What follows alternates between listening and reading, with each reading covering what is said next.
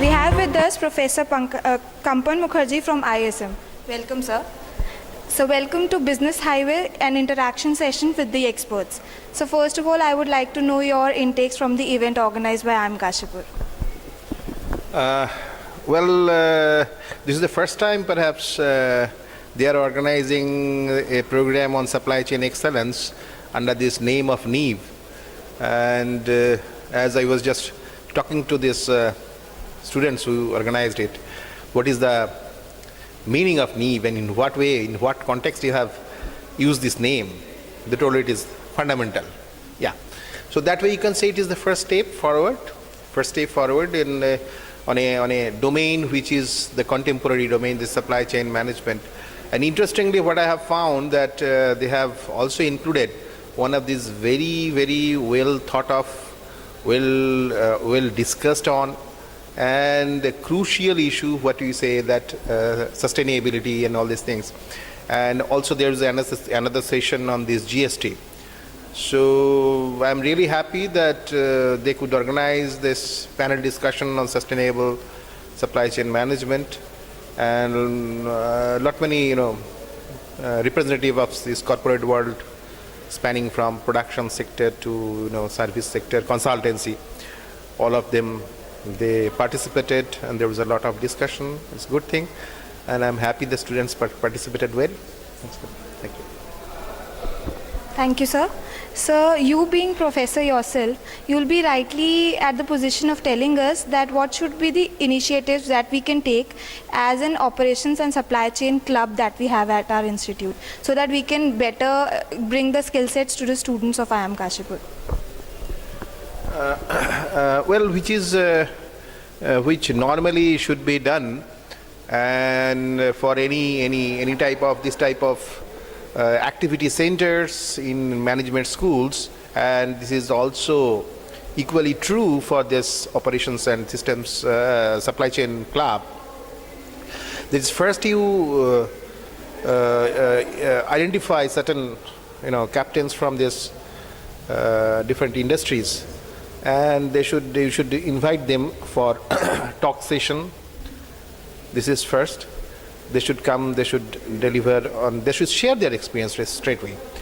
Second, you identify among these academic communities from this area of OM, and you will find many persons are there in different fields, and on these various areas of specialization, like say inventory management, strategic issues, design issues, supply chain management issues, logistics issues, sustainability issues.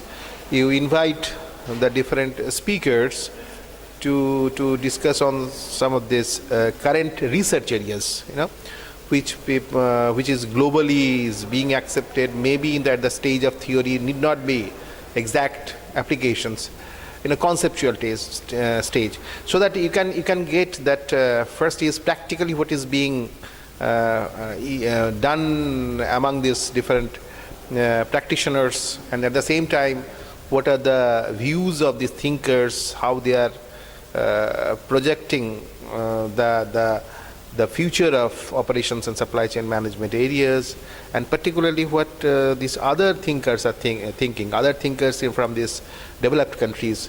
So you can get current research activities and other things. So you can combine these two, and that will definitely enrich your this thing. And you can also organize some of these debates on some of these issues. Say, for example, disaster management in supply chain. Okay, very recently there are some natural disasters, all these Japan which took place, and economic disaster you can call it, this 2007. So how these different disasters had a lot of impact on so many supply chains, and there were much loss they had to experience, they had to face. So how they are planning for this one? So how the supply chain should be structured, what degree of flexibility should be brought in so as to cope up with this. So these type of different contemporary issues you pick up, and there should be debates among yourselves. Thank you. Thank you for your insight, sir. So last question, any initiative or your experience that you took recently in, say, green supply chain? First is in last 5-6 years, 2004-5, I completed one doctoral research under my guidance, and couple of papers came out in international journals. That was on this empirical study on people, on different business houses in India, because we have noticed that although logically India should be in the appropriate place where the remanufacturing should be very popular, because remanufacturing is capital labor intensive first. Second is that our customers are very much price sensitive. Third, there are many used products now available because of high growth rate. Used cars, for example, used your cell phones, PCs. Sorry, but still, why people are not going forward? Because remanufacturing factory, you don't have to invest huge amount of money for these machines and other things, and there is a lot of saving, and price will come down to 60% of the original one. Even some have 70% reduction may be there, because straight away almost around 30% energy savings would be there, and sometimes even 40% to 50% savings in material cost. But still it is not so popular in India, other than some of these recycling things here and there. It is not popular among this organized sector. Obviously there was this Xerox company is doing some of this, even HP people, they are doing on the printers and others, but very rarely. Even car, for example, car company is not doing anything, whereas in other countries it is there. Volkswagen factory I visited. So, for example, their spare parts in post-product life cycle period, means once a model has stopped, okay, they have stopped production of this model. So naturally, because most of these components are outsourced, so naturally that suppliers have also stopped production of these components. Now, this has happened, say, 10 years or 5 years or 10 years ago. So they have wound up, they have changed their machineries design, their manufacturing layout and everything. Okay. Now but there is customers who have been using this car. After some time, these customers are facing some problem and they are coming for replacement of some of the spare parts. Where from these people will get these spare parts? So these spare parts would be remanufactured spare parts. So that's why Volkswagen, for example, in Germany, they have a clear-cut different plant where this is done.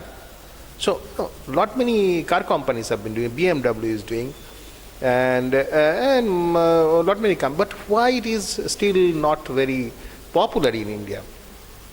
Why this second-hand market is still thriving? It is so strong, whereas remanufactured car would have been much better, because quality-wise it is good, price-wise it is low. So why it is not so? So that's why I carried out a sort of research, and I could get 6 different factors.